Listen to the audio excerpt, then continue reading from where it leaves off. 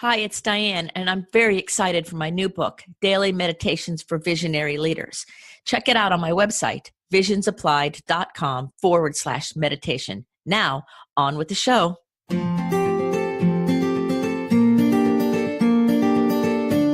If you are listening to this podcast, it means you are searching for someone who understands you, someone who gets you. You are yearning to be understood and to belong. Welcome to the Someone Gets Me podcast, where we help smart, talented, and sensitive people navigate an often insensitive world. Let's welcome your host, ambassador, author, speaker, and mentor, Diane Allen. Diane has the experience and knowledge to educate and inspire, as she has been there and understands your unique intensities and their challenges. Hi, everyone. It's Diane again with Someone Gets Me. And today I have an interview for you that you are going to be so excited to hear. So make sure that you pay attention. I have with us a guest who has had an amazing journey herself. She healed herself from polycystic kidney disease in natural ways. And so as you can imagine, it really fueled her ability and desire to connect with her inner doctor, as she says, and to help her really live a more vital and amazing life. And I know her and I see her as this vital, bright energy. So it's a perfect description. She's an Ayurveda practitioner and therapist at Gutsier Living, and she supports so many people to eat great and be healthy, but also to not have to have that nasty feeling of not having energy. Because sometimes you can eat healthy, right? And you still don't feel so great. And this person can give you the solution of how to feel wonderful, even if you're trying to do the right thing and it's not working so well. She's also really passionate about healing our planet and helping moms and moms-to-be. And she does so many other amazing things to help people in conscious conceiving, prenatal care, postnatal care, or postpartum care, and all of these things to help the whole seasonal process of a woman's body. It's just amazing. She feels so strongly about all of these things, and she has a very successful business. She's a teacher and at an Ayurveda school in Colorado, and she also has directed Edgar Cayce's Association of Enlightenment in New York City. So we have with us today a skilled practitioner, an amazing visionary, and a talented businesswoman. So I would like to welcome to the show Shweta Parmar. Welcome. Thank you, Diane. Thank you, everybody who's listening, for your attention and for your presence. And thanks for getting me. I love the title of this podcast because definitely when I was diagnosed with polycystic kidney disease and I said, this is not going to make who I am or label me, people didn't get me, and many don't still. Oh, that's the truth, right? So when they said you have this disease and this is how it's going to be, and you said, oh, no, I don't think so, and you came back with an alternate answer, they didn't know what to do with you, did they? Yeah, and they still don't. Well, great. So then this is the perfect podcast for you to be on, right? Because you know what it means to not be gotten.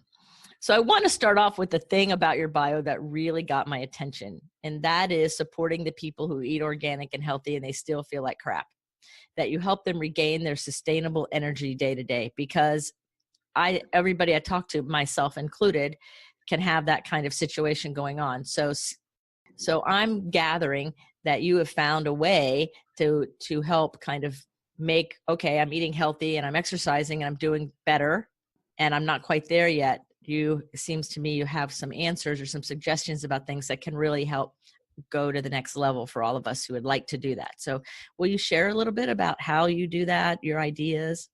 Yeah. It's very common, right, in our wellness where we are bombarded with Dr. Oz, Oprah, or whichever blog to tell you it's all about superfoods, right? It's like, eat kale, eat turmeric, eat chia seeds, eat goji berries. So we do it because we are committed to wanting that in our lives. We want to get through our day. We want to manifest some dreams.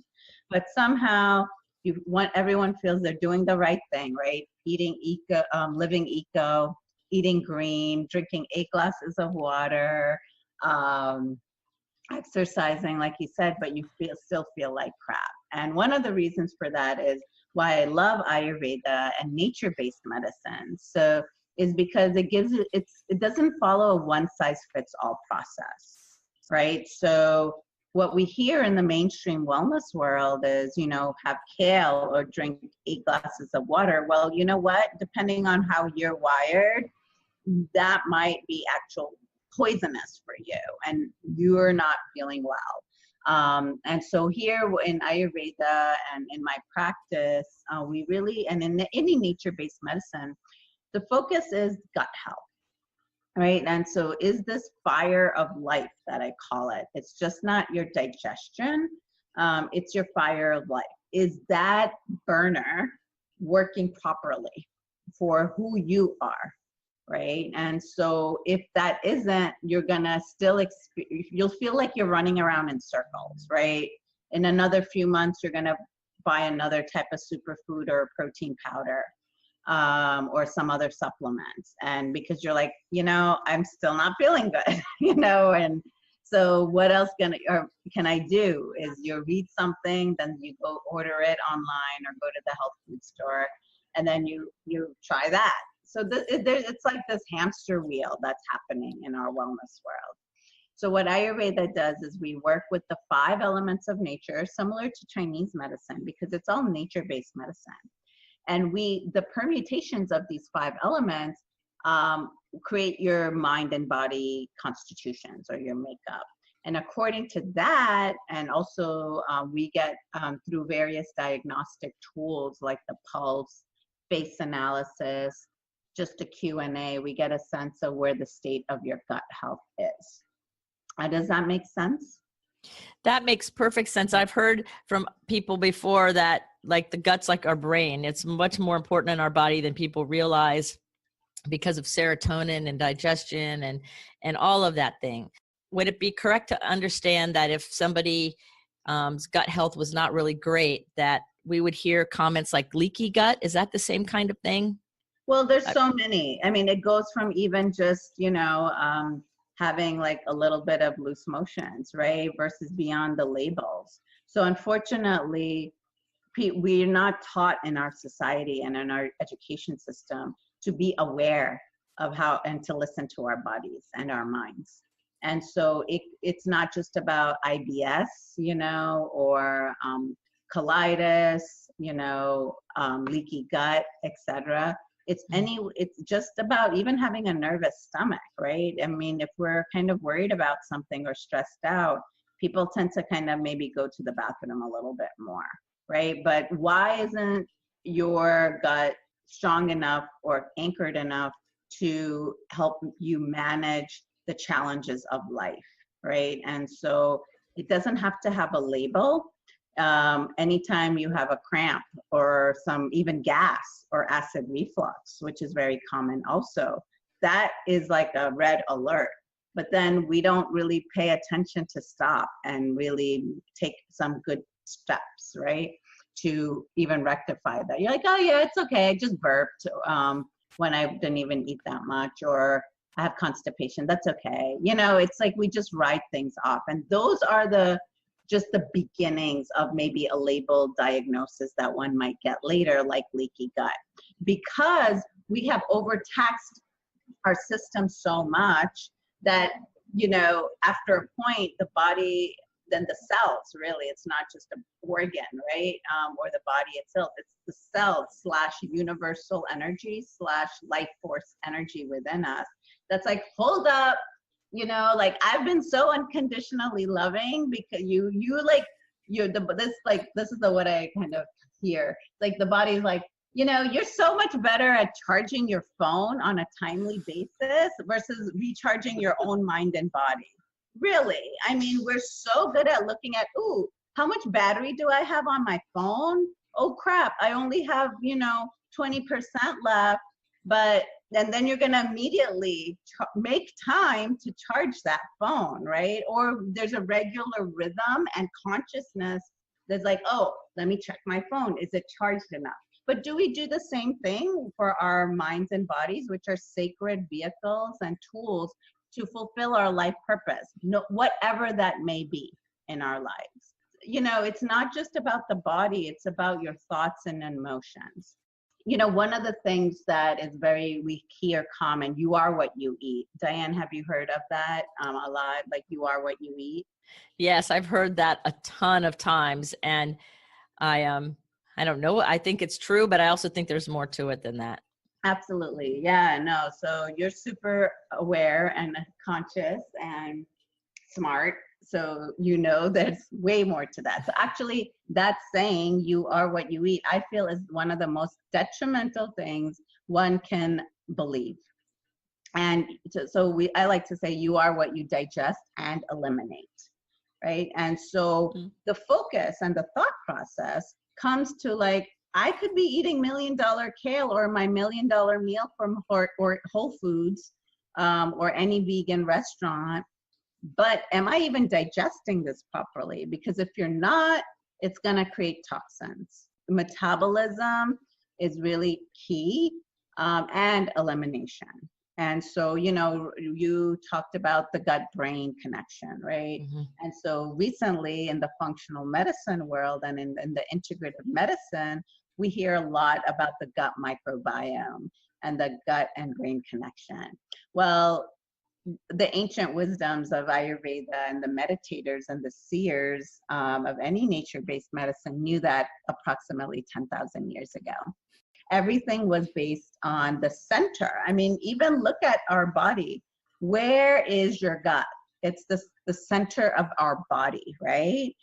Out of this, our amazing, miraculous organism that we are. I mean, it's amazing. We're all miracles.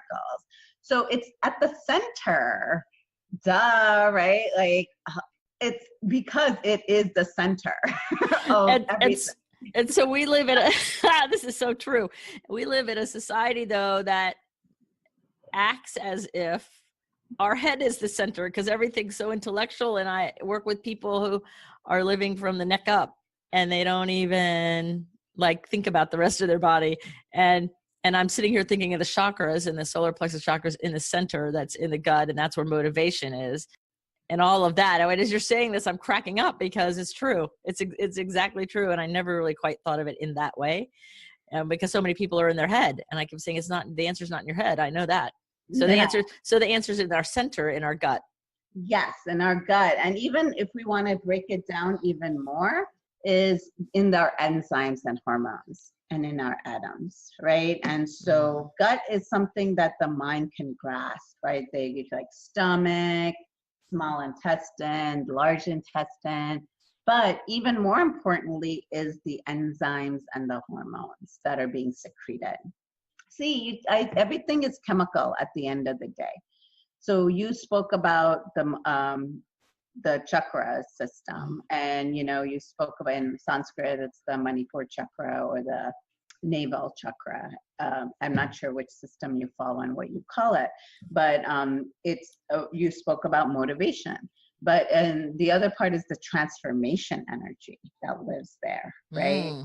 Okay. So when we talk about digestion, right, we're talking about fire, right? What does fire do? It transforms, right? And so these digestive enzymes, and it's not just digestive enzymes, our whole endocrine system, some of the key enzymes live in our gut. And so if we are not honoring and our gut health isn't up to par, once again, according to who you are as a unique human being, you're not going to be able to manifest whatever it is that you want in your life, let alone, have the daily vitality, motivation, etc.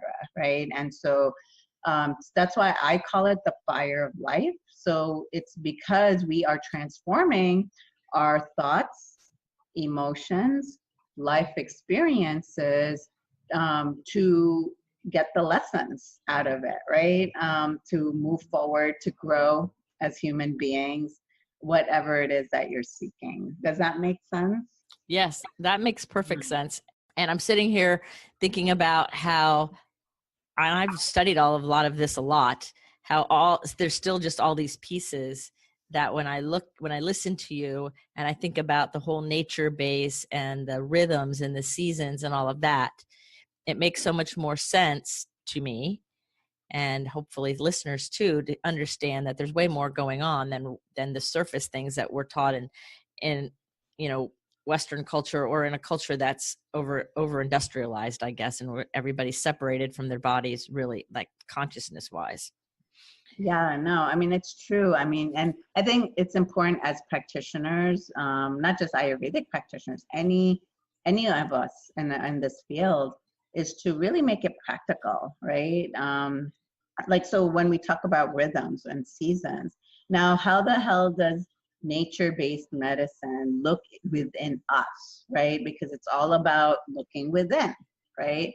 And so oftentimes in our society, we are like, oh, let's go nature. Everyone feels great in nature. May it be the ocean, the forest, the desert, whatever space, nature, natural space or environment, your own backyard, earth, right? Soil.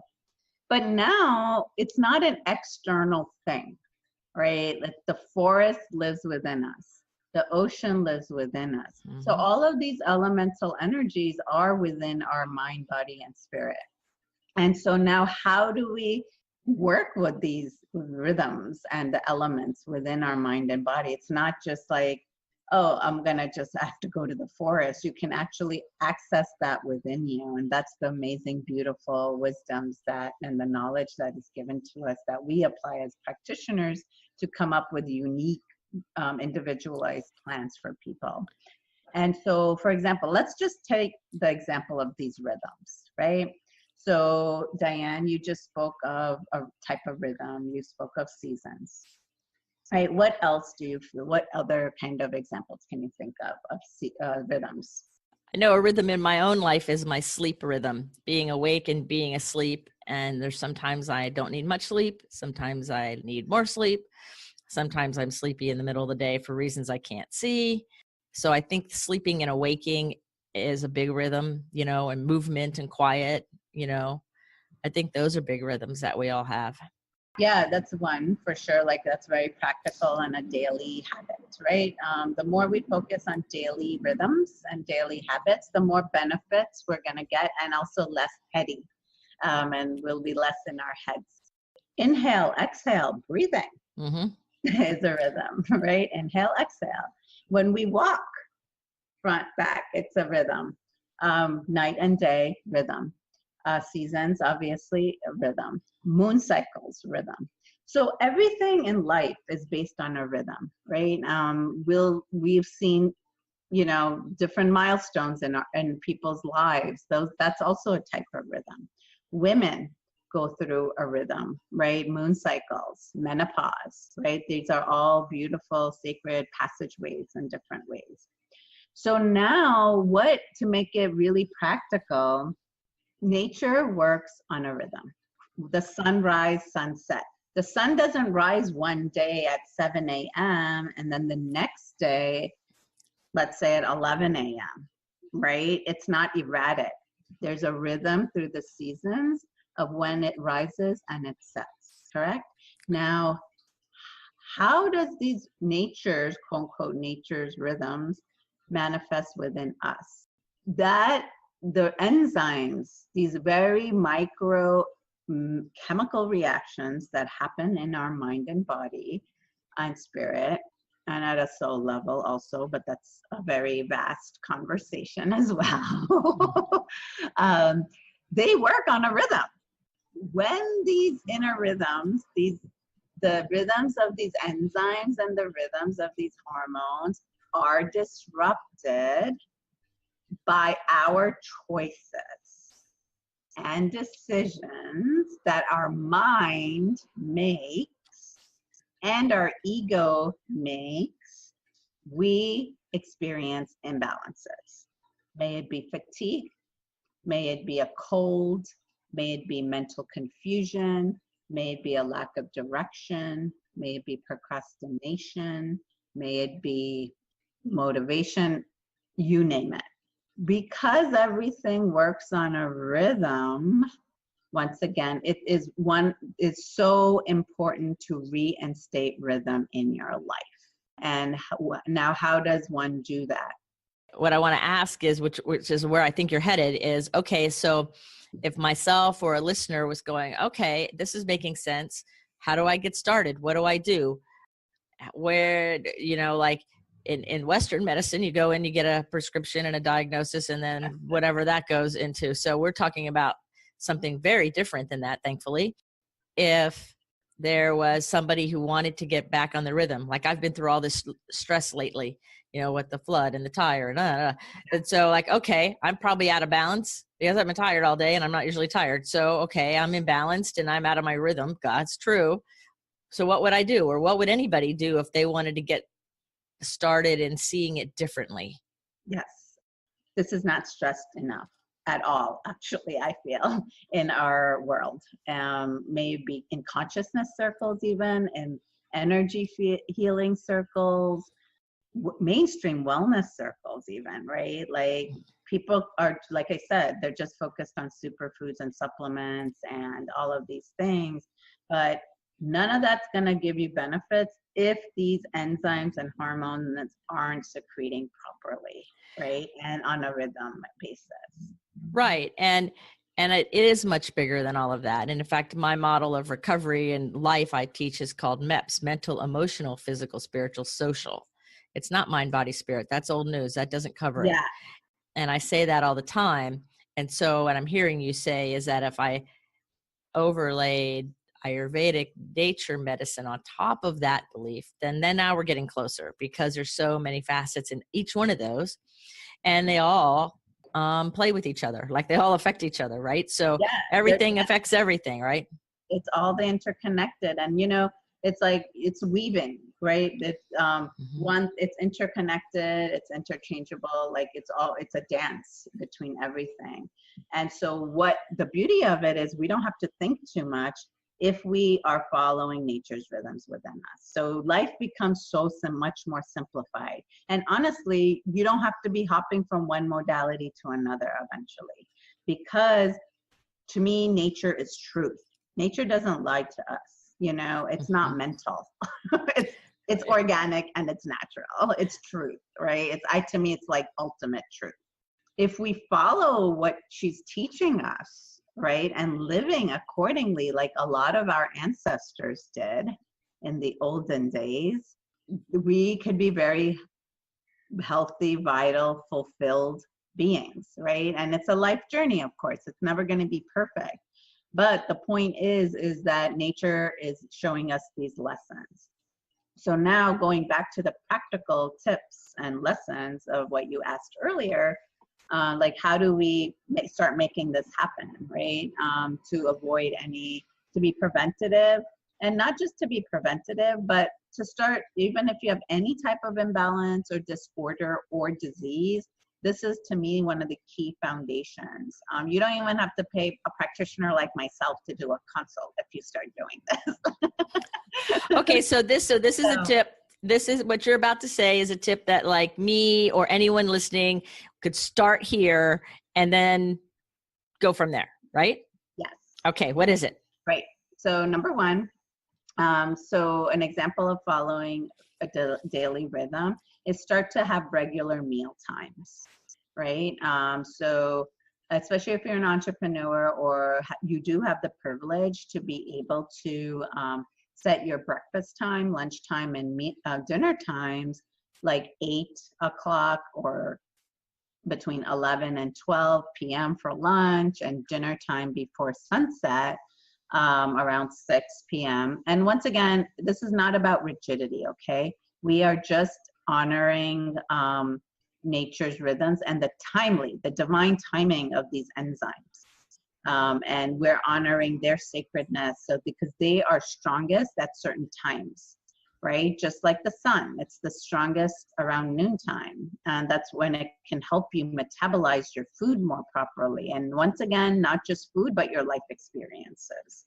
And so having a rhythm on your meal times can be very, very helpful, because once again, you're starting to set a rhythm, right? And you're not overtaxing your digestion, right? Your digestive enzymes, because you're like, okay, they have memory, right? Even though one may not be following this and eating whenever and however, whatever it does, but they have eternal. That's what they're wired. They know, they have that memory. So once you take that action and intention and make a decision and commit to that, they can feel honored more, and they'll start to also function. They can do their job optimally.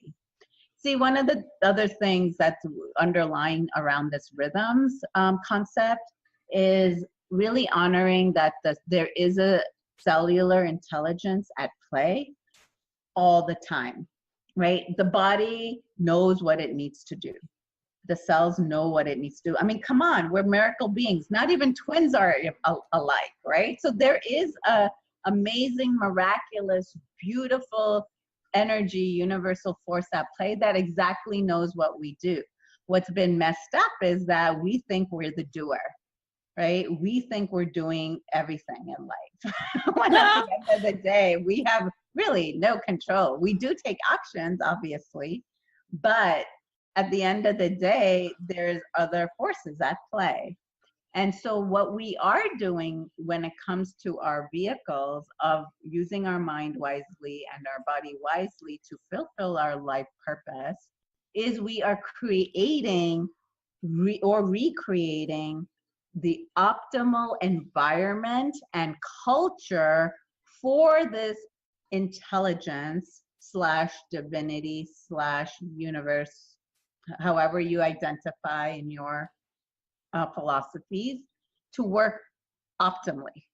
Okay, so that makes perfect sense. So rhythm of mealtime.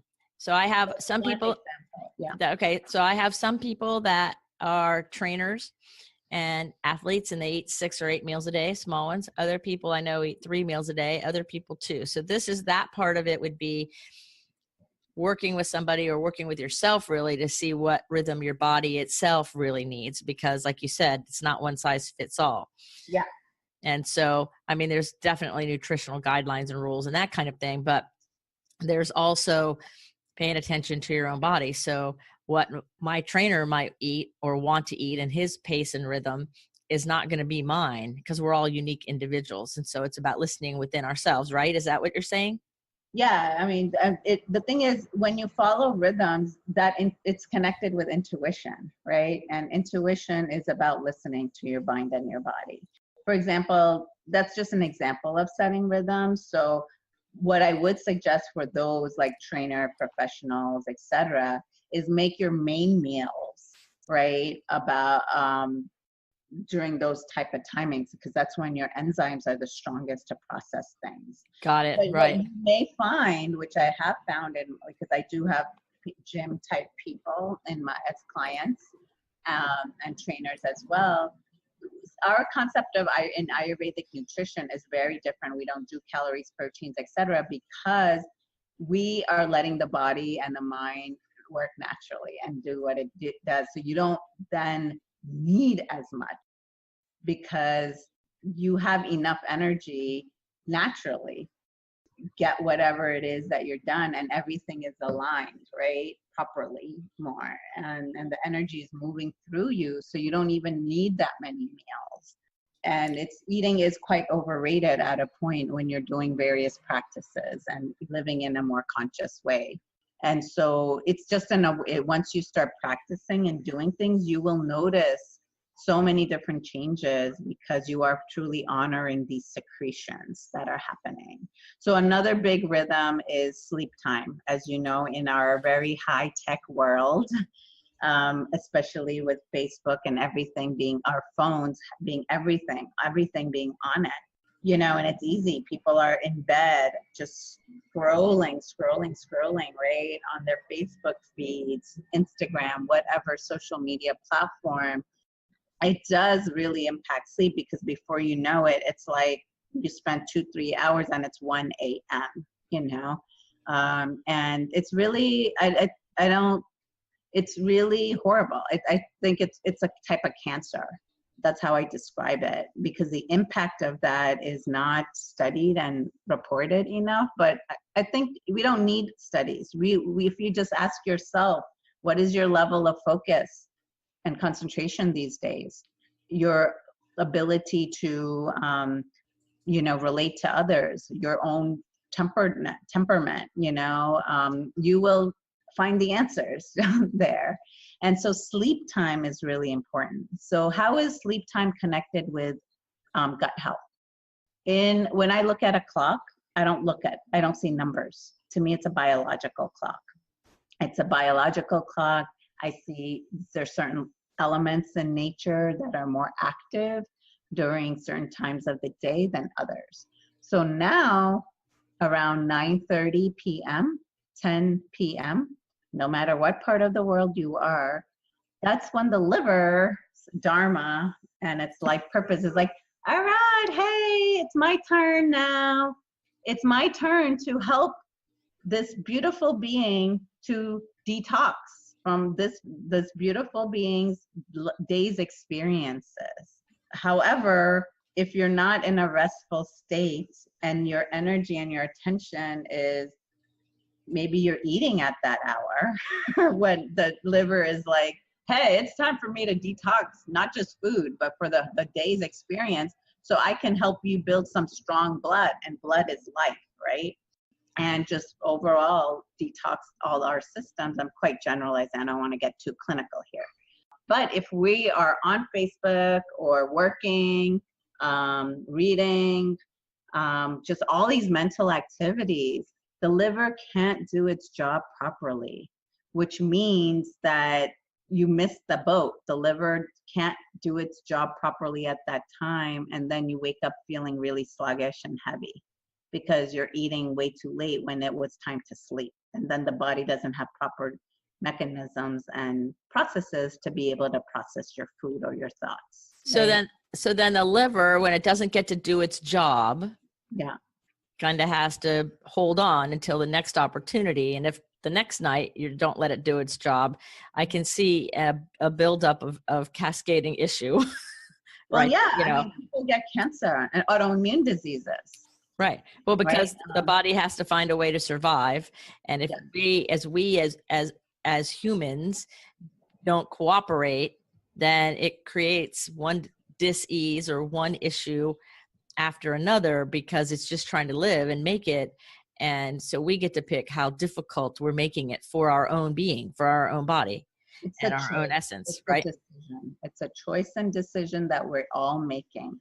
If you if you're in bed by 10, your body will start to naturally wake up, and you can do whatever you felt you needed to finish off the next day. And you're going to be more focused, because whatever you thought was going to take an hour to finish, you'll probably complete in 10 minutes, Mm-hmm. And how amazing is that? To me, that's real time management right there, right? It's like, it's because you're managing your own energy better, and that affects time management. And so you're paying attention more, and you're managing your own energies. It's mental, emotional, and physical and spiritual connection. And so therefore, all of us, if we did these kinds of things, would find us being much more connected and alive and productive, and realizing whatever it is, whatever our heart's desire is in the world, whatever our mission is, we would be able to realize and live in that space a lot easier, because everything's cooperating now. It's kind of like there's an ease and a flow to things versus having all this stop, start, junkiness, or clunkiness, or whatever happens based on whatever choice somebody's making, which I think is brilliant. So just to quickly say, clarify what you said. Well, the liver can't then do its, job, or it does because it's so unconditionally loving to us. It does do what it has to do, but it can't do it efficiently, right? And it's stressed. That decision and habit causes more stress on the liver, because it still will do because it's unconditional. However, it can't do it properly, which is why we have autoimmune chronic fatigue. Who the hell wakes up vibrant early in the morning these days? It's really, unfortunately quite rare, when it was very opposite, long time ago. So yeah. Right, exactly. See, I imagine it that it's either working or it's not working very well. And so I appreciate you saying that part about how efficiently it's doing it. Like it's still got to do its job, but it doesn't get to do it well. Yeah. And so, again, nature medicine is not as black and white as we're trained to look at things in this culture, because I see it as a gradient, but yet I noticed in my speech, it wasn't as much of a gradient as I see it. So that is a really cool awareness. Thank you for saying that. It's like, yes, I get it. And I think another tip, sorry, go ahead. Did you have a question? I was going to ask you for another tip of what. Great, perfect. Yeah, so something really easy and practical that really honors and strengthens our gut health. And once again, gut health is not just about your GI tract, it's your life, right? So it's your life force energy. I would say, if you're at your desk, it's lunchtime or any meal, pause, get away from your computer. Don't eat in front of your computer or check email on your phone or anything else to do catch-up tasks, right? Or texting, right? Because the way I see with my clients and everything, it's like, ooh, I have lunchtime, but then the lunchtime is like used to like catch up on all these other mini tasks that you feel, that need to get done. But once again, the energy is being detracted. We're not fully present. We don't even taste our food these days. So then another tip is to pause. Something simple as just pausing to really taste your food, get away from your like normal environment, maybe your cubicle, maybe your desk, whatever it is. Chew your food. Like, don't just put it in your mouth and swallow it. Chew it. When you chew it, the salivatory gland sends signals to our brain to then secrete other enzymes in our gut, right? And so these days we bypass the mouth. And this is like a huge organ of digestion in our mouth. Is our mouth. I always say it's the eyes when you go food shopping, but that's another conversation. But we'll keep it simple, and it's in the mouth, right? And so chew your food, pause, put the phone down, get away from your laptop, and just pause and chew. So you're reminding me of a workshop I do all the time called Honor the Pause. It's just, honoring your body, honor the pause. Yes. It's all going to be okay. We don't have to go from one thing to the other. We're not machines. And we're not meant to operate like machines. And so when we stay with our flow and we honor that, really, then everything works better. Yes. I think the other pause, to keep on talking about pause, is I think we have to pause on the way we think. Well, at one level, people don't think anymore, I feel. People just read something on a blog and they do it without thinking. Or it's important to experiment, I think, and explore and try something, but then be aware of how you're feeling, and then think to see if this is a good fit for you or not, right? And so what I encourage people is something called adjective thinking. And so what that means is, instead of, for example, the superfood of chia seeds or kale. All right, let's take kale because it's common and people eat it all the time. Adjective thinking. Now, what adjectives come to mind, Diane, when you think of kale? Green. Mm-hmm. The consistency of it, rough kind of. It's crunchy. Yeah. I like the taste of it. Great.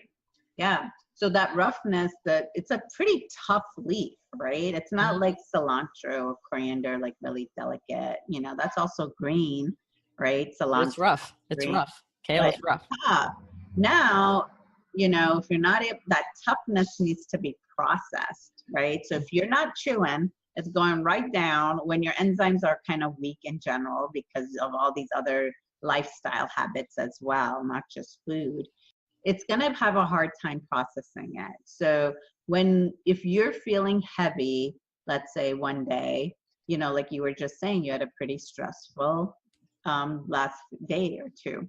And so under that stress, obviously everything is stressed, right? Your whole organism in general because of these experiences. Even though, of course, with your beautiful practices, you're able to manage it and have a beautiful perspective on it. You're not getting all riled up and it is what it is kind of attitude. Great. But, you know, in the moment, there may be some stress and contraction, which also affects our cells. So on those type of days, with anyone on stressful days, you want to have some easy to digest foods, right? That aren't heavy in nature, but light. So instead of having, let's say, a piece of meat, which is tough and heavy, you may want to, what's the opposite of heavy? Something that's light. And when I was thinking about it is I didn't really want anything heavy while I was going through all that stress. I ended up drinking some of my green shakes because they just taste really good and they've got all this greens and it makes me feel more nourished. Yeah, and it's soothing perfect. to my stomach. And so Right. that's what I reach for when I have a lot of stress. Wonderful. Yeah, and it's liquidy, so the system doesn't have to process too much because it's already stressed in general, right? And so anything liquidy is going to be, and this is once again a generalization. There are a lot of liquids that are heavy in nature as well, but you know, then there's ways to lighten it up. But the point being here is if we start thinking in adjective terms, if you're feeling heavy, you want to feel lighter, you're not going to put in more heavy thoughts or heavy experiences or heavy foods into your organism, because heavy plus heavy equals what? Heavier. Right. So we're going for the opposite here, right? So we want to apply the law, adjective thinking plus the law of opposites. Does that make sense? Yes. Not only are you making sense, this is like an epiphany moment for me, everybody, because I have been trying, and I said it earlier today, to understand this Ayurveda thing for years and years and years. And I understand pieces of it, and I hear what people say, and I understand it all, but I can never repeat it, and I don't know how to apply any of it. But when you just did this adjective thinking with me and then said, well, if you want to feel lighter, have the lighter thing. That was like, duh, no brainer. But yet you're the very first person in all these years, and I'm talking for years, I have been trying to sort out how to think about Ayurveda in a way that I can wrap my mind around and manage. Yes. Because I'm like, I know I have this draw to learn more about it and get in and see, because I'm very into rhythm myself, but I didn't know that either, really. And when you just said that, I'm like, oh my gosh, epiphany of all epiphanies. This is amazing. Everybody gets to witness it with me. I'm like, I have goosebumps. This is so exciting because I could never sort out how to tell what to do with what. Like I got the ideas of the heavy and the light and the cool and the hot. I got that, but I didn't get how to address it or like, what do you do? Yeah. But that just made all the sense to me in the world. So, oh my gosh, I am so happy that I asked you to be on this show because I was, oh my God, I'm okay.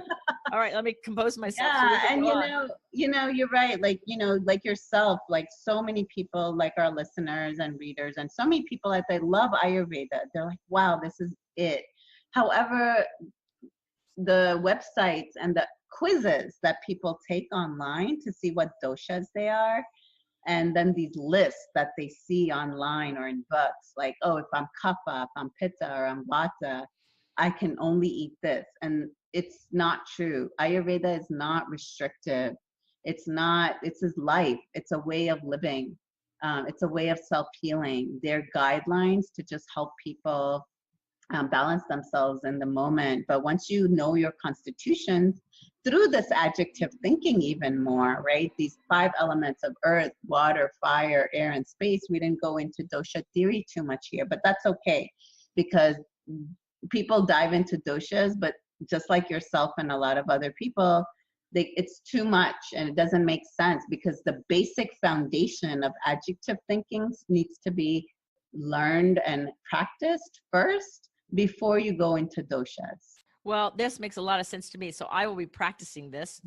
And then all the dosha things people were trying to teach me might start to make sense. I think it probably will because my brain just lit up like, oh my, that's what they're talking about. Why didn't they just say it like Shweta just did? It would have made much more sense. You know, would have saved me 20 years of agony, but I got it now. Yeah, and it's a living wisdom, right? As any practice, the more you practice the adjective thinking, and keep it simple. Just look around, and then instead of being tree, just start doing adjectives. When you look at your computer screen, don't say screen. Start just wiring yourself in adjectives and then applying law of opposites, and you can already be in a healthier state. Oh, that is great. So I have one more question before we talk a little bit about your work and, and what you are offering people and what you would like them to know about you business wise. And that is, I'm assuming this, so you can correct me if I'm wrong. I wrote down all the rhythms that you mentioned, the mealtime rhythms, sleeping, pausing, and I wrote down discernment because that's the critical thinking. Pay attention to what you're hearing. It's, you make sure it's for you. And of course, adjective thinking, because that's genius. And I have a lot of people that I work with and that listen to this show that their number one issue they report is overthinking. The brain racing at night, constantly thinking all the time. In fact, my retreat this year, I do an annual retreat for 3 days. It's called Take Me Out of My Head. Nice. So I'm imagining that we could safely say that if all of you overthinkers out there started doing these things that Shweta just mentioned, then that would give you a good start to see where to go from there. And maybe they could contact you or contact another practitioner to help them develop it more. But it would seem that if they started these things before they actually called somebody, they're kind of got a little bit of rhythm going and they might be able to get better results. Would that be something that would be accurate? Yeah, I mean, if someone's a type of person who's you're not gonna just do it by yourself, then don't wait, right? Just get help and get support.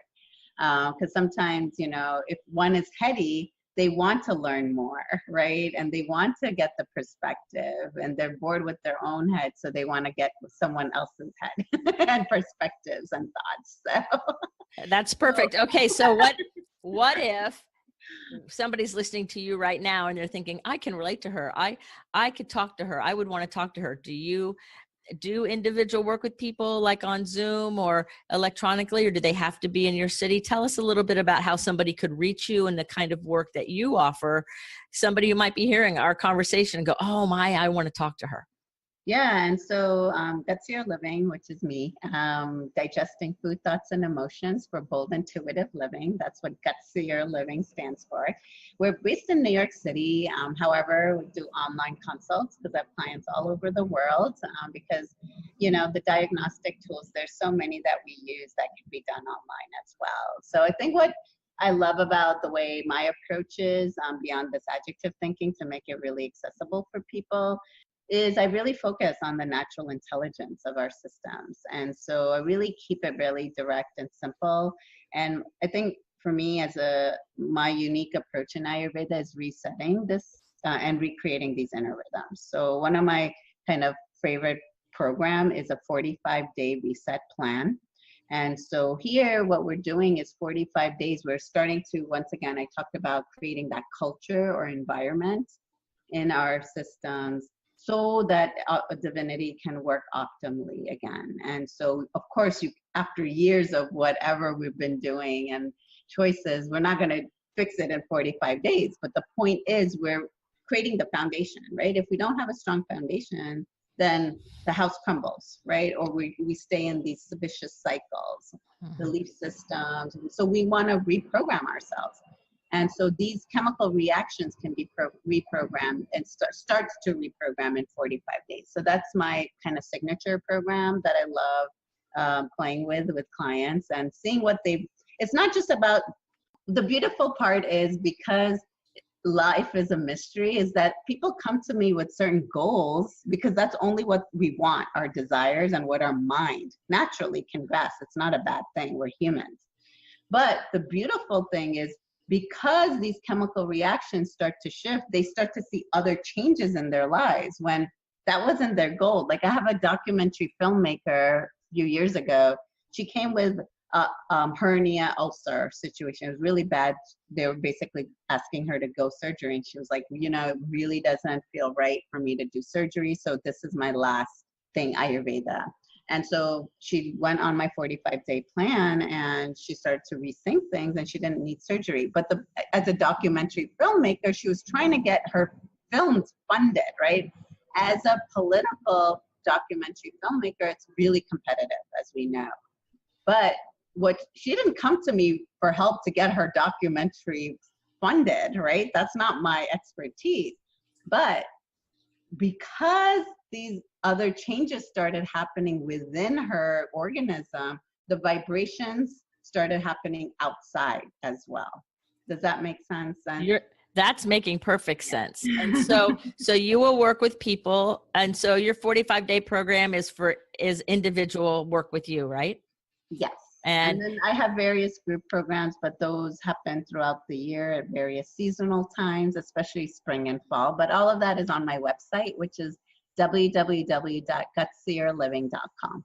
Perfect. And I will put gutsierliving.com's link in our show notes, along with a recap of a lot of the things we talked about today for people to look at and seek you out. And make sure that if you're interested and you want to talk to Shweta more, or you have more questions, that you reach out to her and let her know that you heard her here. And also make sure you get your needs met, because you have somebody here who's willing to really support you in a vibrant, alive manner.